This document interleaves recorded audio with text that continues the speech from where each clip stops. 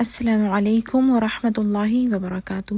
کیا حال ہے آپ سب کا؟ امید ہے آپ سب خیریت سے ہوں گے انشاءاللہ۔ نون ساکنہ اور تنوین کے قواعد میں آج ہم پڑھیں گے الادغام۔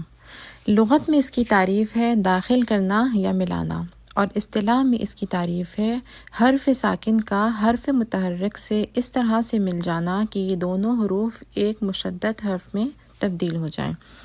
دونوں حروف کے مخارج کے بجائے اس میں ایک ہی مخرج استعمال ہوتا ہے، یعنی کہ پہلا حرف چونکہ دوسرے حرف میں داخل ہو گیا ہے لہٰذا دوسرے حرف کا مخرج استعمال کیا جائے گا، پہلے کا نہیں۔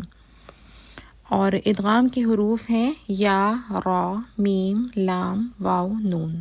ان حروف کا مجموعہ جو ہے وہ یرملون کہلاتا ہے۔ کیونکہ الگ الگ حروف ہمیں یاد کرنا مشکل ہوتا ہے تو اس مجموعے کو اگر ہم یاد کر لیں کہ یرملون میں ادغام ہوگا تو ہمارے لیے زیادہ آسان ہے۔ اگر ان حروف میں سے کوئی حرف نون ساکنہ تنوین کے فوراً بعد اگلے لفظ کے شروع میں آ جائے، یعنی کہ دو لفظ ہیں اور پہلے والے لفظ کا آخری حرف جو ہے وہ یا تو نون ساکن ہے یا نون تنوین ہے، اور نیکسٹ والا جو ورڈ ہے اس کا پہلا لفظ جو ہے وہ یرملون میں سے کوئی لیٹر ہونا چاہیے، یعنی کہ یا، را، میم، لام، واو، نون میں سے کوئی لیٹر اگر آئے گا تو نون جو ہے وہ دوسرے والے حرف میں مل جائے گا، یعنی کہ وہ اس میں مرج ہو جائے گا۔ نون ساکن یا نون تنوین جو ہوگا وہ نیکسٹ والا جو ورڈ ہے اس کے پہلے والے حرف میں جا کے مل جائے گا، مرج ہو جائے گا۔ نون ساکنہ اور تنوین کے ادغام کا قاعدہ ہمیشہ دو الفاظ کے درمیان ہوتا ہے، جیسے کہ میں نے واضح کیا نا کہ پہلے والے لفظ کے آخر میں نون ساکن یا نون تنوین کا ہونا ضروری ہے اور دوسرے والے لفظ کے سٹارٹ میں یرملون کا ہونا ضروری ہے۔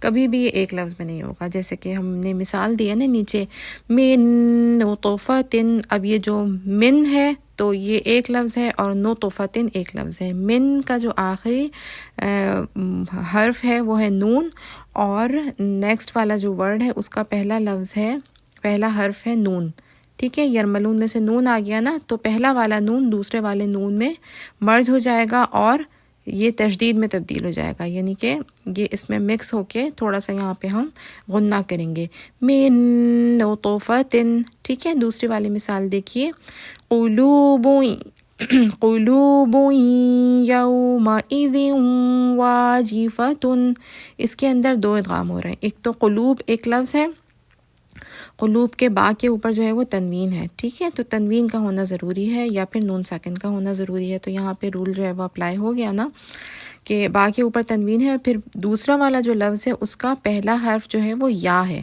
یرملون میں سے آ گیا نا یا۔ اب کیا ہوگا کہ با کے اوپر جو تنوین ہے وہ یا میں جا کے مکس ہو جائے گی، قلوبوئیں کر کے اس طرح سے یا کی آواز آئے گی، قلوبوئیں یومئذ، دال کے نیچے جو ہے وہ زیر کی تنوین ہے، اور پھر دوسرے والے لفظ کا پہلا حرف جو ہے وہ واو ہے، ٹھیک ہے۔ یرملون میں سے آ گیا واو بھی، یرملون کا حصہ ہے نا واو بھی۔ اب کیا ہوگا کہ دال کی جو تنوین ہے یہ جا کے واو میں مل جائے گی، ہم ہونٹوں کو گول کرتے ہوئے دیوں کر کے اس کو ادا کریں گے، تھوڑا سا غننے کی آواز بھی آئے گی۔ کیسے پڑھیں گے؟